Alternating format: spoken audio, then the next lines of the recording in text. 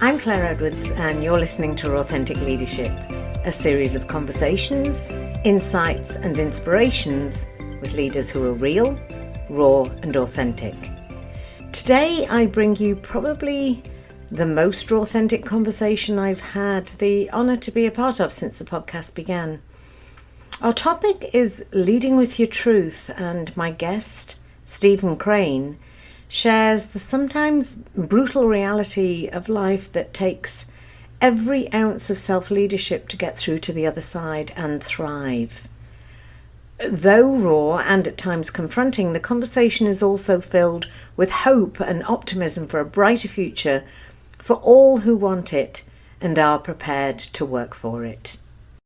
Stephen and I connected on LinkedIn as we were both members of the same change management community.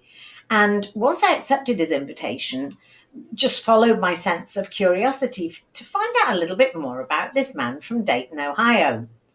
When I read a little more about Stephen's story and the mission that he's on, I knew that I wanted to invite him to be in conversation for the podcast.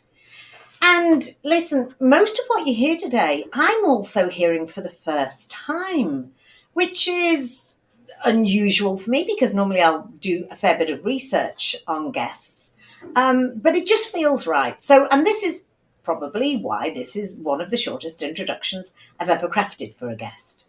I want Stephen to be the one to share his story, his philosophy, and the passion for our topic of conversation, which is leading with your truth.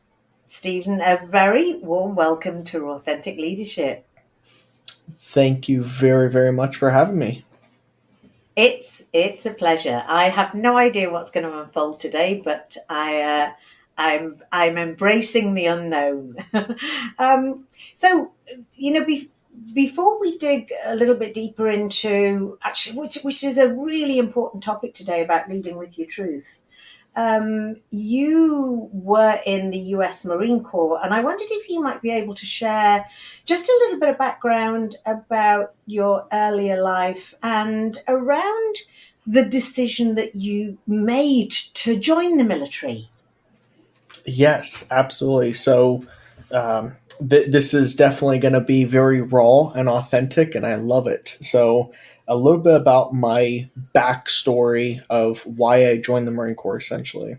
Mm-hmm. So when I was in high school, I was always a super small kid. I am 5'4". I am very, very tiny. I was always picked on, obviously, being the small guy.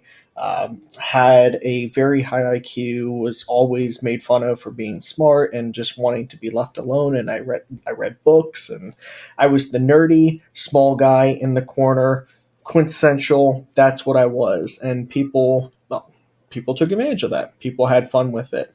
And so all my life, through teachers, little kids, bullies, you name it, always picked on, and I always had a very low self-esteem because of it. Growing up into high school and becoming very, very good at track and field, I went to nationals, placed. I did very well for myself in certain sports. That kind of got me a little bit more confident in my abilities and confident about, what I do. And that basically, I guess, triggered something in me. And it said, you are capable of doing some stuff. You don't know it yet, but you are capable. And I took that to heart. And I said, you know what? Well, if I was able to do this, surely I could do something a little bit more challenging. And so I looked into college. I could have gone into college. I had a walk-on opportunity. I didn't get any special scholarships or anything like that. I had a very high GPA, graduated top of my class and everything. So that wasn't an issue. I wanted to challenge myself, though, because I knew that there was a lot of internal work I needed to do. Yeah. So I looked into the military. I evaluated the different branches. And my decision was pretty simple because I asked who's the hardest? Like, which one of you have the lowest graduation rates? And they said, well, the Marine Corps. And I said, okay, cool. I guess sign me up. And they're like, well, it's not that simple. I'm like, oh, okay, I'm sorry. I don't know what I'm getting myself into, but go ahead. What do I have to do?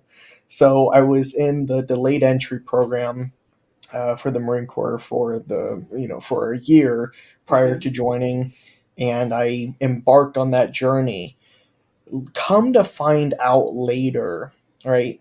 I went in the Marine Corps assuming I was just, going to be macho man, and I was going to do all these cool things, and I was going to become more confident in myself. Mm-hmm. Come to find out years later, after I got out, during my, recovery, during my path to awakening, if you will, I realized I was a scared little boy Yeah. that was trying to reclaim my masculine energy. Yeah. I was trying to make up for the fact that my entire life I was nothing. I did a lot of cool things. I accomplished a ton, became a world champion. I did a ton of stuff, but I never felt good about me when I looked Mm-hmm. in the mirror because of all the bullying that I dealt with growing up from peers, from teachers, from everyone.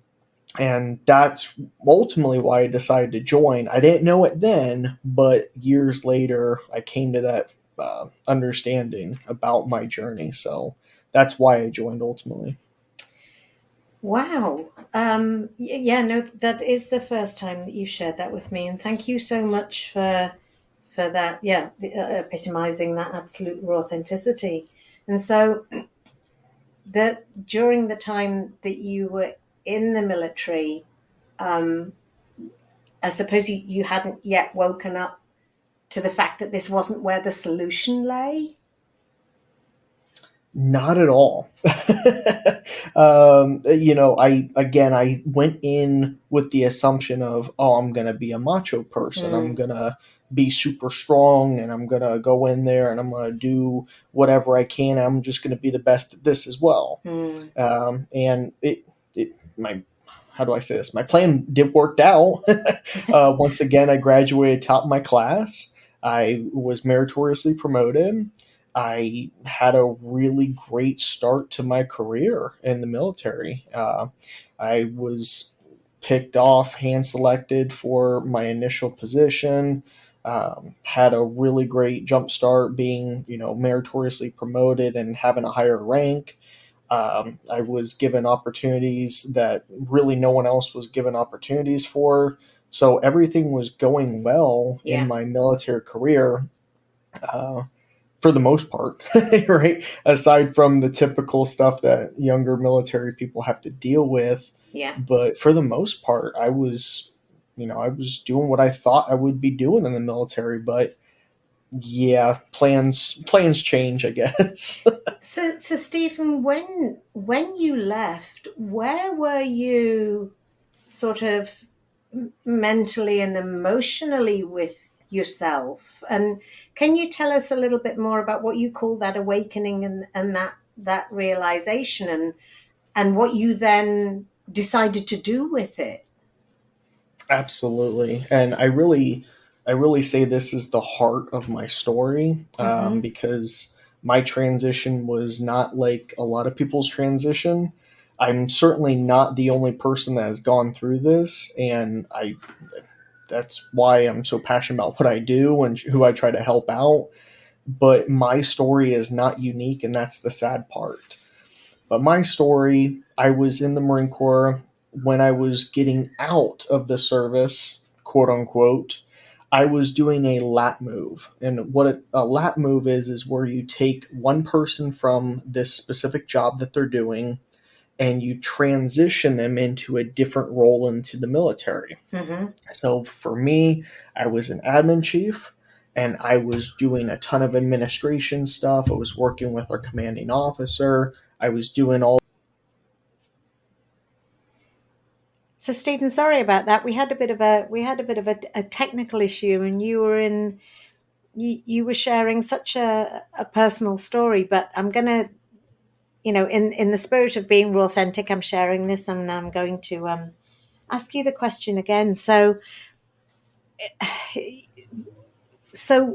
coming out of the military, What and being in this space where you hadn't yet sort of had this awakening, as you were saying, what was the experience for you, and the transition experience, so to speak? What was going on for you, say, mentally and emotionally there to transition?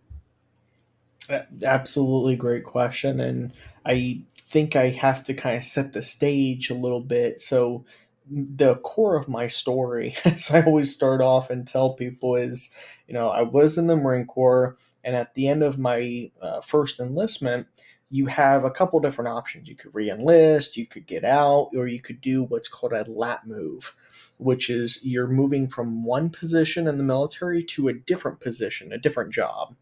And that's what I wanted to do.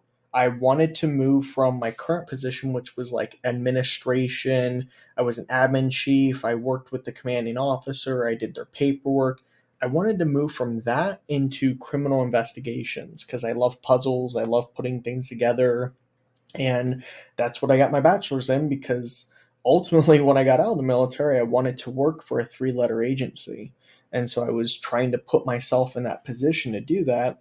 And so I went through the process. I got my check marks from NCIS and all these other cool places.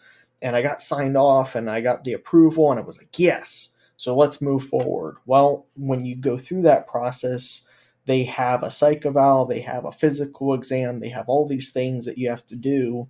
And that's when my my journey came to a screeching halt. A lot of stuff started popping. I started being tested for a bunch of stuff, and I was like, I'm fine. I don't really have any of these issues, I don't think. And he said, you do. Like, you actually really broken. Your foot's broken, your back's messed up, you're missing discs, you have mental health problems, like you name it, I had it. I was like, oh, wow. I had no idea I was this broken, but now that you put it in perspective, I guess I am broken. And so they gave me the denial to move, and they said, well, you could always re-enlist. So I went back to my office and I said, okay, I guess I could re-enlist or I could get out. When I was going through my re-enlistment, you're only allowed to re-enlist during a certain time period, and my time period was over because I was so busy doing the lat move. I didn't focus on the re-enlisting. So now I was just forced with getting out, and I was like, okay, well, that really puts a damper on my day, but at least I have about 9 months to prepare myself to get out and do this properly. Okay, that's okay. Right? I reassessed, I reclaimed everything. I was like, cool. But then I got a call very shortly after saying, hey, during all these exams and tests, we found out that you can't reenlist, you can't lat move, and you're so broken that really you can't do your job effectively. So we're going to med board you. We're going to put you on a medical evaluation board where we determine if you're fit for duty. If not, we medically retire you, or you go back to work. Very simple. So the first 6 months you spend at medical, you live, breathe doctors, you go through assessments, you go through physical therapy, and that's what I did. The next 6 months, all I did was live at medical from 8 a.m. until 4 p.m. I was at medical doing stuff. Cool. No worries. So I went through that. At the end of the 6 months, that's when they place you on another 6 months so that you can transition out effectively, get your paperwork together, and all that kind of stuff. Well, once again, mine came to a screeching halt. Come to find out later, the reason why was I held a very unique billet, and I was in during the drawdown. So we already had skeleton crews, and there wasn't many people in my position, and I was holding a very unique billet. So when you're in a med board, your billet, your position, is being held by you. And so if you're not there to fulfill your duties because you're at medical, you're one man down from the job. And when you only have a team of 3 people, that's a big impact. So compile all this stuff. Ultimately, they said, you got to go. We can't extend you another 6 months and do your paperwork properly. We're just going to have to send you out the door. And I said, well, what does that mean? Do I get severance? Well, no. Do I get transition assist? No. Do I get retirement pay? No. So what do I get? Oh, you get your paperwork and you just get to leave. Okay. How much time do I have? Oh, you have 72 hours. Oh I said, my goodness. so here I am. I just turned 22 years old, had a bachelor's degree that I can't use because it was barred from law enforcement because of all the stuff that was wrong with me. So that's useless. I had experience in the administrative field, which I didn't want to be part of, but okay, nonetheless, it's experience. And I was so physically broken that I was spending so much time at medical, so I couldn't hold down a full time job. Oh, and also I was given 72 hours notice to get off the base and lose all my benefits with nothing in place and basically living paycheck to paycheck. So quickly became homeless, quickly lost everything, didn't have a direction, didn't have any idea what to do or where to go. So yeah, my life turned upside down. I struggled. I scraped and clawed my way back. But to answer your initial question of what was my mindset, Hmm. it was fear, it was Hmm. brokenness, it was depression, it was anxiety, it was regret, it was everything. I just truly felt like I was being punished for something, or I was just not doing what I was supposed to be doing. And this was the universe's way of Ah. saying, like, either you're going to wake up and realize this, or we're going to do it for you. That's exactly what happened. Oh boy. And so, how did you wake up? I mean, was there a turning point? Was it gradual? Was it, I mean, you can't get lower than the dip that you were in, I don't think. Um, did you see that there was light at the end of the tunnel? I mean, how did you turn this around? I will say the biggest way that I turned it around was through therapy. Yeah. That was a big one. I was lucky enough to have truly, and I've had numerous therapists over the years, but thankfully the one that I had at the time, um, full board certified psychologist, she was absolutely life saving. And when I say Wow. life saving, I literally mean life saving. Literally. I dedicated my dissertation to her because of the impact she had on my life. She was everything. She was phenomenal. She laid the seeds in me during our time together, during the last 6 months of being in there. Hmm. She laid the seeds that at the time weren't meaningful. Didn't really know what to do with them. I was like, okay, this is kind of like talking to an old sage that's giving me wisdom, but Mm. what am I going to do with it? I need $1. I don't need advice. I need $1. But what Yeah. she was doing was in waking me up. She was literally opening up my soul and saying, "Hey, you in there. This is who I'm talking to. I'm not talking to the Steven that's outside right now. I'm Mm. talking to you." And I didn't realize it, but that's exactly what she did. And so the way that I turned my life around wasn't even, I mean, sure, it was a lot of grit. It was a lot of grind and hustle and no sleep and just, struggling. Yeah, it was a ton of that. But what it really was, again, come to find out, hindsight, what it really was the impact that she had on my subconscious and the Hmm. way that I reframe my life and the way I reframe my situation. That's something that you cannot just teach someone. Yeah. It's something that is so subtle that when you're going through the therapy and you're going through techniques like neurolinguistic programming and so on, that is the stuff that you will not recognize as changing you, Yeah. but one day you'll start to notice that's weird. Why am I thinking that? This is different. Typically I would be really stressed out, but now I'm not stressed. I wonder why. And that curiosity, that transformation that took place in me is what sparked everything that people see today. It all goes back to when I was in deep therapy every couple days back in Mhm. 2017. That's exactly what it's from. Wow. And so the there's so many things going through my head at the moment. There's in this story because the topic of this conversation is leading with your truth. And then when I'm listening to you saying about there were truths or stories told to you in the military that you weren't aware of or that you didn't believe. So by believing those stories, did that impact your mindset? Or what's the difference between truth and story? So I'm going completely off script here, but I'm just fascinated. What for you then was the truth, and how have you become so passionate about leading with your truth? What does that mean to you? Well, for me, when I was getting out of the military, everyone just kept saying, "Oh, you need to find a job.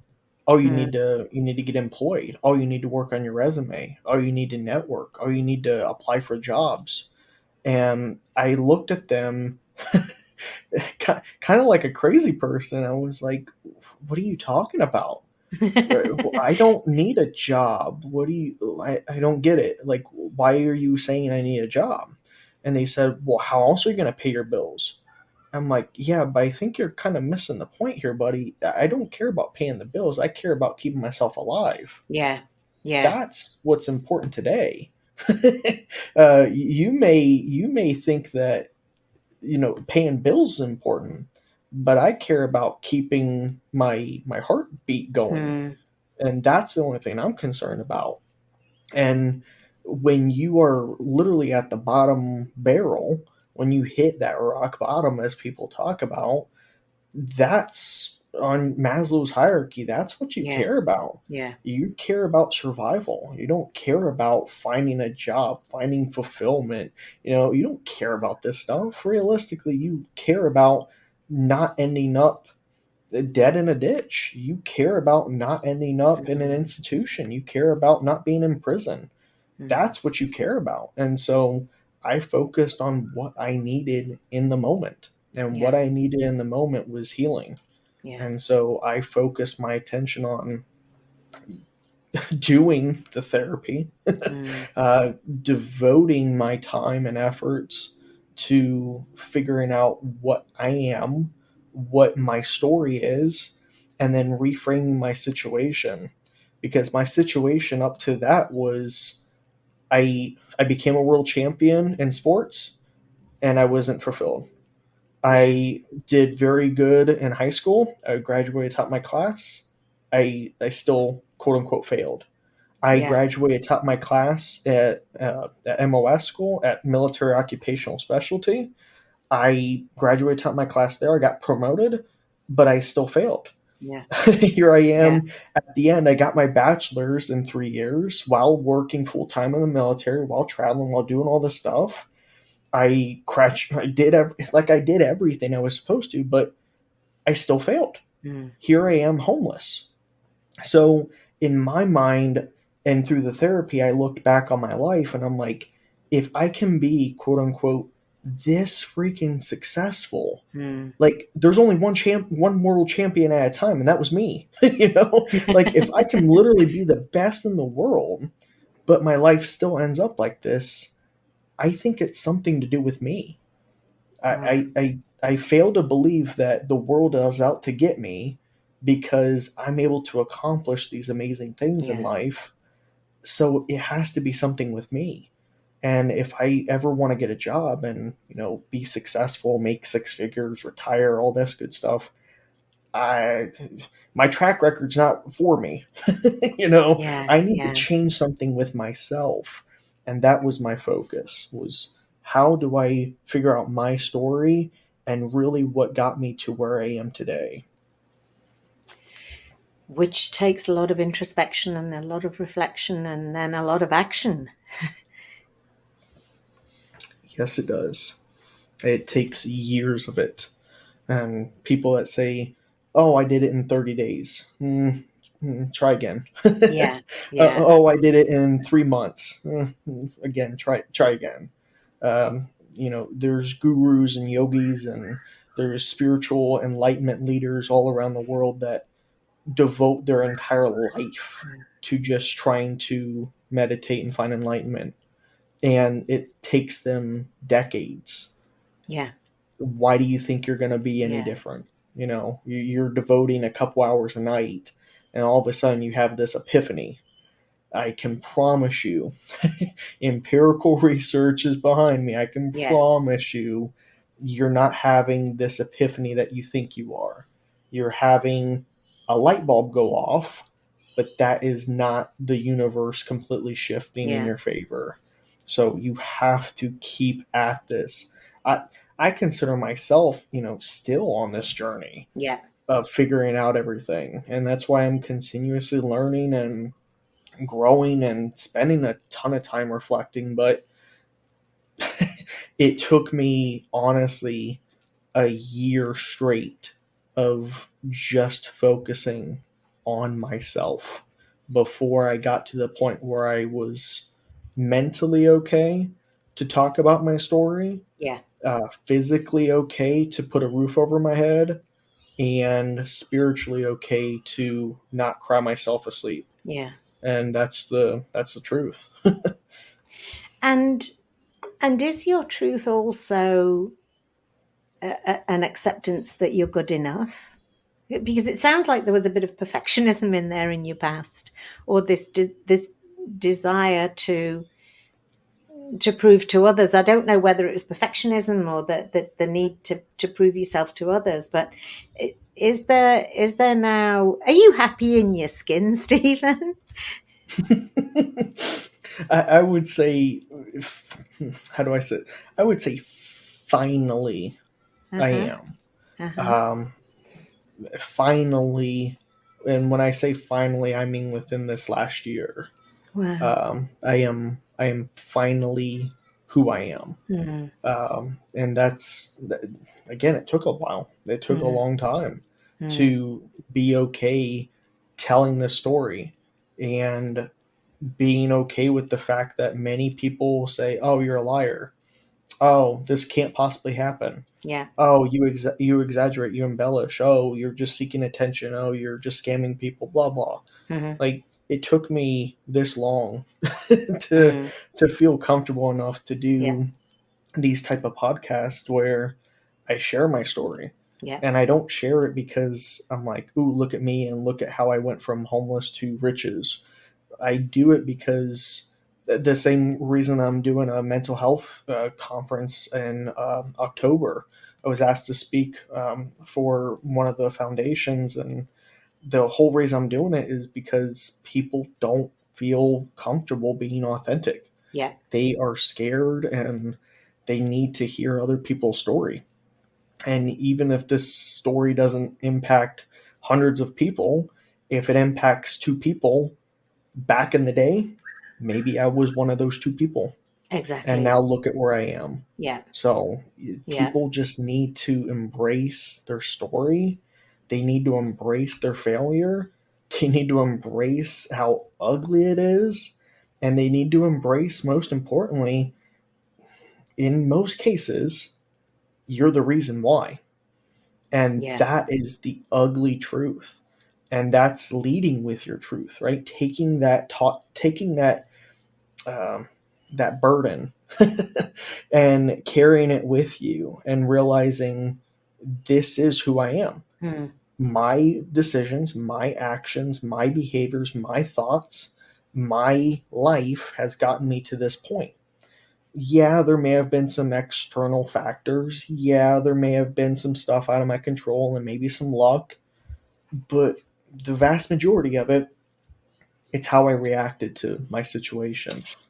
Yeah, and I want to pick up on that, and I'm hearing a lot of, there's still, I think, a lot of people who um, aren't ready to face that responsibility or accountability. But what I want to pick up on is something that you said about reframing, and I learnt the sort of skill of reframing. So looking at my past experiences, looking at situations, and being able to craft a slightly different reason or story around it. And I started doing that in 1996, and I think for me it's been life saving because I'm able to rewrite my story in a way that is more resourceful for me or more effective for me.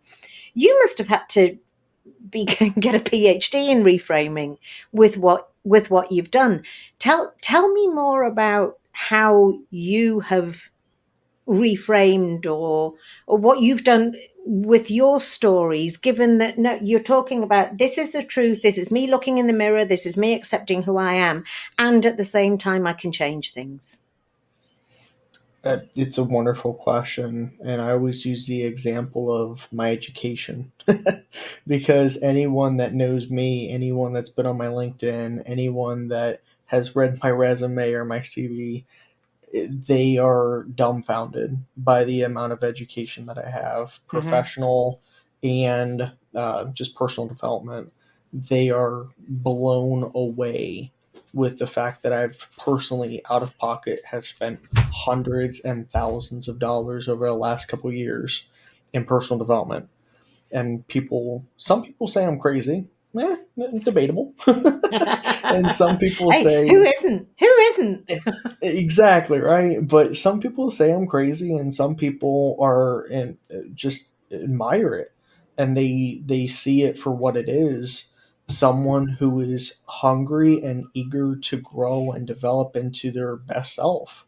Hmm. And so for me, one of the examples I always tell people is my path to education. You kind of touched on it already. Are you happy in your own skin? Hmm. Because I certainly, I one of my weaknesses is I struggle for acceptance, right? I always try to outdo people, if you Hmm. will. I always try to achieve more than people so that people will look at me with importance and significance because the little kid that I once was never got that. I was Yeah. never important. I was never popular. I was never special. And so I turned around and gave everyone the giant middle finger and said, watch, I'm going to show you. Yeah. And that's why I became the world champ. That's why I became top my class. That's why I went into the Marine Corps. That's why I graduated top my class there. That's why I did all these things. And continuously, I showed them 100%. I showed them who was boss. And I could back it up. I could spit the talk. I could do everything. Want to know why? Because I delivered. But at the end of the day, what did that mean? Yeah. Nothing. It meant nothing. And so I turned it around. I said, you know what? Education. I'm going to outsmart all of you. Not only am I physically the best, I'm also mentally the best. Watch this. Went and got a bachelor's, went and got two masters, went and got 30 plus for professional certifications. Now it's up to 50. Now I got two doctorates, right? It was a never ending quest to outdo people and to show people how important, how special, and how worthy I am. Reframe that now, right? Because that's the bad, that's the ugly truth. That is what I was seeking validation for. Yeah. If I reframe it, though, and the way I've reframed it is I looked at my education and I said, okay, I have all these cool things. What does that mean, though? What can I do with it? Hmm. And obviously, you can be very pragmatic and you can say, oh, I could be this, I could do this, I can make this amount of money. But I decided to do the introspection, I decided to do the reflection and said, why am I chasing these degree certifications? Why am I doing that? What's the root of Hmm. it? Hmm. Yeah, it's the validation. Yeah, it's the importance, the acceptance. But also, what is it? And this comes with the reframing, right? That's the bad, but what's the good of it? Yeah. The good of it is I have a very high IQ. I am naturally just very gifted. I'm very blessed, right? I was born with an incredible brain and I am hungry for knowledge. I love reading. I love absorbing knowledge. And more importantly, I love teaching. I love helping other people. And I truly do have the heart of a teacher. And so that's the bad was the attention, but the good was I was blessed with this strength. Now, how can I use it to help other people? Yeah.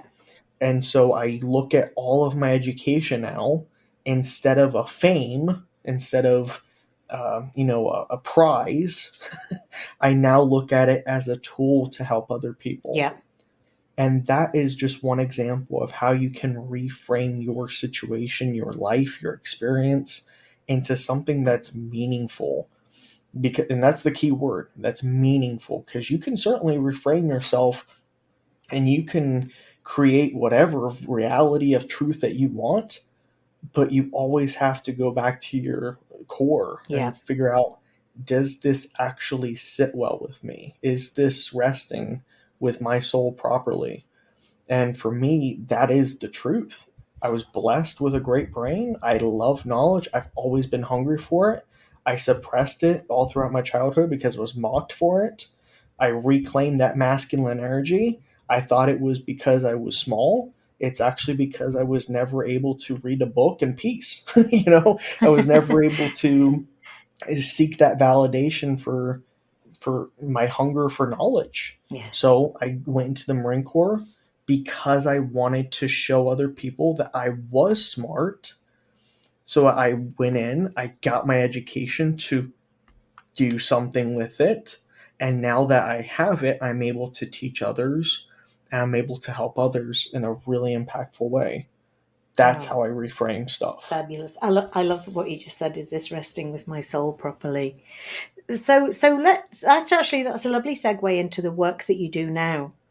So in a lot of the coaching that you do, I'm curious as to, and obviously not giving any names or real examples or anything like that, but when you're coaching people, what is your experience of them maybe not fully understanding or owning their own truth, their own story?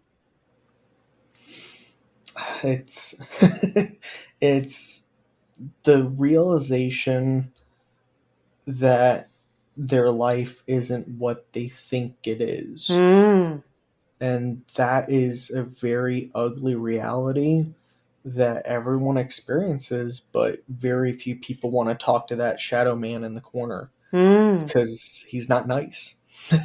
He's there. He's always been there. He's not going anywhere. And the only way you can get outside that room that he's trapped you in is by going through it. The people that try to drill a hole in the wall and avoid the boogeyman, sorry, it's also in a locked cage. The people that try to climb out the window, oh, it's a painted on window. It's not a real window. The people that try to climb up and over it, oh, sorry, we filled it with cement. The only way out of that box, and mind you, that box is something you've created for yourself. We all create our own box that we live in, whether it's a good box or a bad box. It's our box. And the boogeyman is our limiting beliefs. So you help them rebuild the box? I help people get through that boogeyman, and so they can create the box that they were intended to initially have. That's the best way that I can describe it. Because you have to go through that boogeyman to get out. But then once you're out, the box that you decide to create for yourself is the box through reframing your truth. Because all that stuff, all that limiting belief, all that negativity is in that box with the boogeyman. Everything that you have built up, everything your parents have told you, everything society has fed into you is in that box of negativity. You need to pack up your belongings, pack up the good, pack up everything that you want to keep, plow through that boogeyman, and then once you're out on the other side, and now you're working with a coach, you're working with therapist, you're working through a lot of this stuff, then it's time for you to create your own new box, create your truth. And through that, you reframe the stuff that you put in that little sack. Your parents used to tell you you could be anything you want to be. Obviously, there's some limitations to that sometimes, right? But you can be, but how do you reframe that? What did they actually mean? They meant at the core of it, whatever you put your heart and mind to, whatever you're passionate about, believe it or not, there is a way to make it work. That's what's at the core of it. And so you take that and you apply it. So again, I get people through the boogeyman and help them reframe their truth and discover that new box. You've just reminded me. I don't normally indulge myself with my own stories in this podcast, but you've just reminded me. So basically, Stephen, you tower over me because I'm 4'10 3/4, and all I ever wanted to be was a prima ballerina. And I did everything as a kid. I had an illegal paper round. I washed cars, but had to use a little step to get up and wash the cars. And anyway, I did everything I could to get money for private lessons. And then my ballet teacher told me that I'd never reach 5'4", which was the minimum height that you needed to be a prima ballerina. And I just crumbled. I didn't have the skills or the resources to think, well, how else can I make this work? What else can I do? I could maybe teach or do something else. But yeah, I just let that little box crumble around me. But no, I'm all good now. It's all fine. I'm a very tall 4'10 3/4, believe you me. So I'd love to. Can you share a little bit more about how do you spend your professional time today? Because obviously you do some pretty. I'm not saying it's bordering on therapy, but you do some pretty deep coaching by the sound of it. How else are you in investing your time? And I think you're probably still helping a lot of people in other ways as well. Share a little bit more of that. Absolutely. So I I own and operate a couple different businesses, all of which are doing exceedingly well. I'm once again very blessed in that and very happy to be able to do what I do. And I like to say I kind of have three different arms. I have my veteran arm, so my way of giving back to the veteran community. I have my corporate arm, so my way of helping business owners. And then my personal arm, which is what I consider my life's work, which is this exact topic, reframing your Yeah. truth.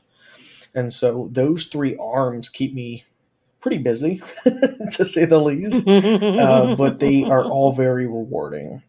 One pays my bills, that's important. One pays my soul, that's important. And the other pays my, how do I say this? One pays my legacy. And I Yeah. think that's really important as well. Because what are you going to be known for when you pass? I would like to be known for the boogeyman tackler. I want to be Yeah. known for the person that was able to take any situation, reframe it, make sure it balances with someone's soul, and let them rest easy for the rest of their life, knowing that Wow. you did the hard work, you tackled this, and now look at where you are today.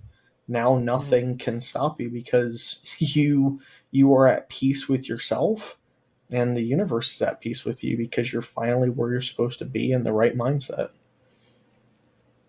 And I think all of us to some degree there's a little boogeyman hiding somewhere. And I just need to check in with you here, um, given how passionate you are about achievement. You're not going to try and grow another 5 arms and be an octopus, are you? I will try my best not to. No. I have done that in the past. I certainly have managed way more than what I'm doing right now, and it was a nightmare. I had Mm. absolutely no time to myself. I had no time to invest in my health. I had no time to invest in anything, but I feel like I'm finally to the point where I have that perfect load of both a cognitive load of mentally what I have to do, but also, a physical load of what I can accomplish and have the biggest Hmm. impact for, while retaining my energy and focusing on what I need to get done on a day to day basis. So I don't think there's an octopus in the future, uh, but possibilities are always there. Yeah, leave the door open. And what do you do in your spare time? Tell me that you have some sort of interests or hobbies as well, apart from feeding your brain with amazing knowledge. I love meeting with people, and Yeah, I love having random conversations like this. I love sharing my story. I love finding ways to help other people. yeah, Um, I'm always that person that if you reach out to me and you're like, hey, you want to have a cup of coffee? I'll say, sure. And people are like, well, I didn't even tell you what we're talking about. And I said, I don't care. you know, yeah. I am And curious to hear your story, and how I can fit into that.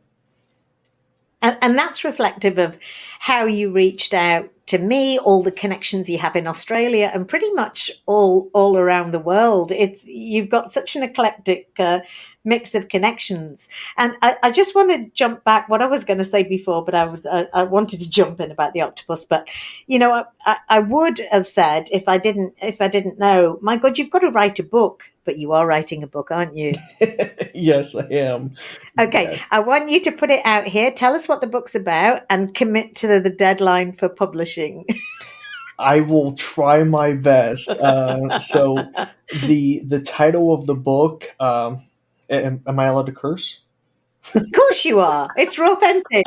Say what you want. The title of the book, I am like 99% sure I'm gonna go with this title, but it's called Flush the Bullshit, Reframing Your Truth.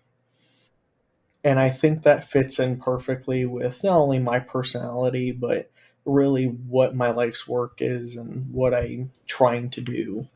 Mm, It certainly is a passion project. It's combining both of my dissertations. It's combining all of the stories and all of the people I've touched in the past, and it's combining my personal story. And it really is just kind of like it's my legacy, right? yeah, It's yeah. me in a nutshell, the people that I've inspired and helped, my story, and it's all packaged there along with kind of the steps I took on how to get to where I am. So it's also a little bit of personal development. So it's a Hmm. perfect eclectic bunch of everything that I've experienced, and it's being wrapped into one thing. And my goal is to have it completely done and published by fall of next year.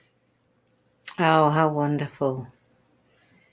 Oh gosh, what it's been actually a roller coaster conversation in a way. Is being with you there in the dips, and then you know coming back out there and knowing where you are today.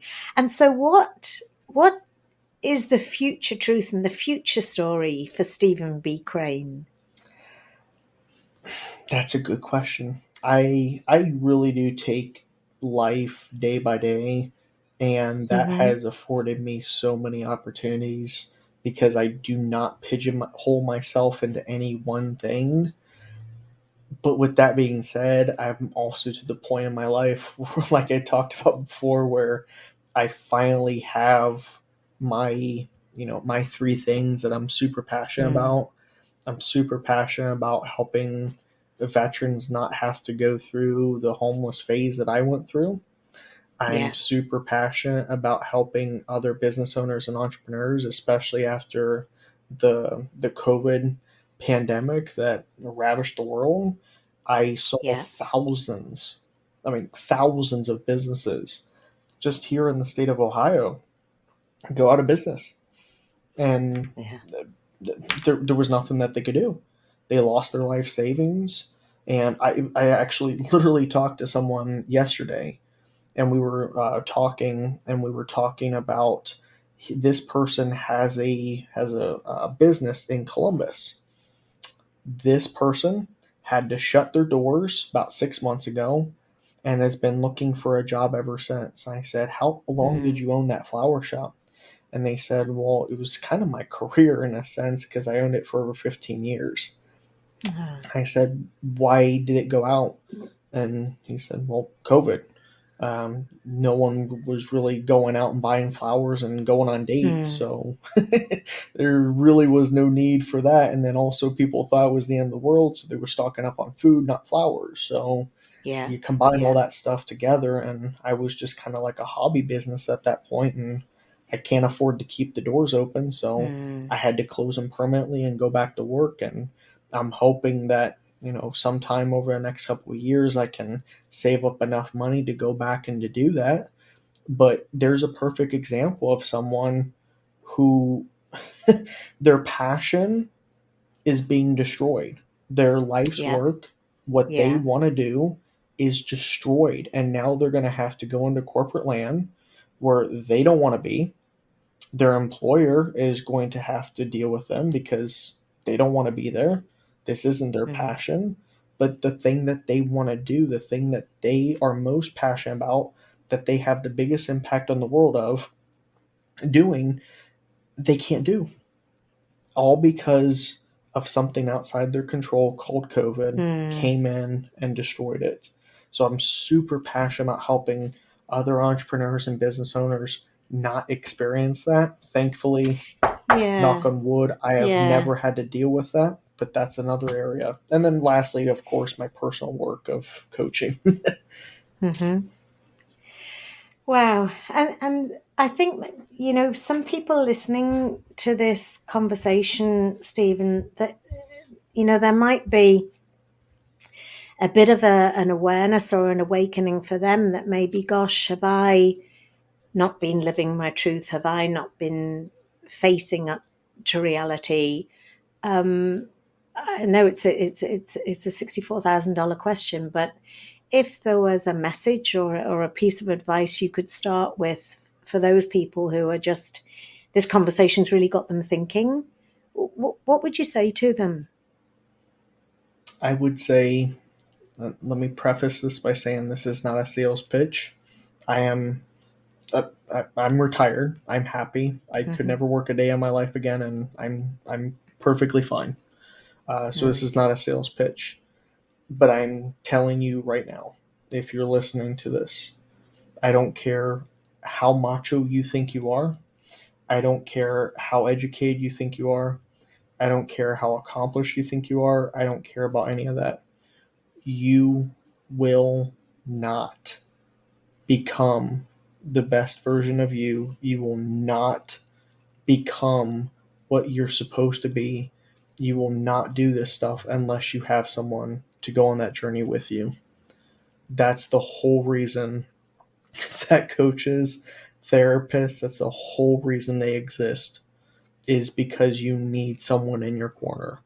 No matter what, no matter how great you are, Michael Jordan had a coach, Jeff Bezos has a coach, the founder of some Fortune 100 company out there has a coach. And how do I know this? Because I know the coaches that actually coach those Fortune 100 people.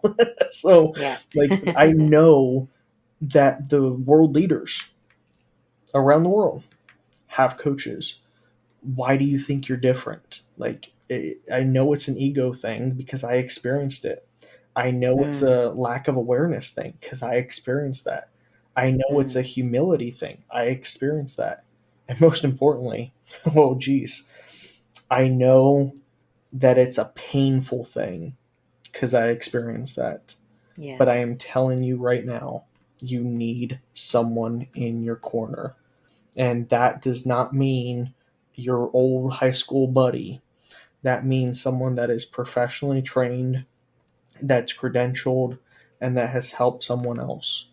They need to be the person in your corner, helping you, guiding you, and most importantly, just holding that space for you to Yeah. Yeah. explore what you are and what your truth is.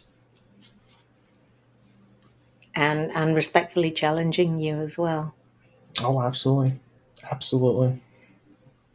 Oh, Stephen, thank you so much. It really has been an inspiring conversation, and yes, the epitome of raw authenticity. And thank you so much for sharing your truth, and the truth before, the truth now, the truth after. How can people connect with you? What's the best way? They can reach out to me on LinkedIn. I am always on there. I quite literally live on there. So if you reach out to me on LinkedIn, just go to the search bar, type in Stephen B as in Bravo Crane. I will be probably the first one that pops up. I'm pretty sure I'm the first one Yeah, that pops up, but you are. you can find me there. You can send me an email, Stephen, Steven, at Stephen Crane, CRANE.com. You can find me that way. Um, any way that you want to find me. You can also just Google me, and I'm sure you'll find me. Wonderful, and I'll put all those details on the podcast show notes as well. Well, it's morning for me. It's afternoon for you. What a great start to my day, and hopefully an enlightening end to yours. Thank you so much, Stephen. My Go pleasure. well, stay well, and keep doing what you're doing. Truly a pleasure. Thank you so much for having me.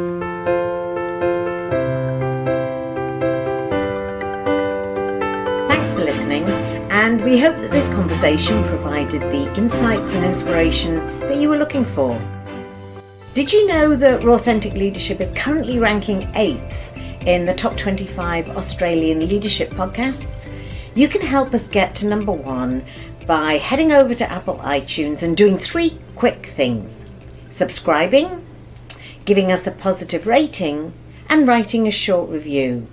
This is the most effective way for us to get the key messages around 21st century leadership out into the business community. And before you go, if you or your people are needing to boost their resilience muscle and master thriving in change, then please head over to the Brain Smart website and take a look at our Dealing with Change and Building Resilience program. The website is brain-smart.com. Go well, stay safe, and keep listening and learning.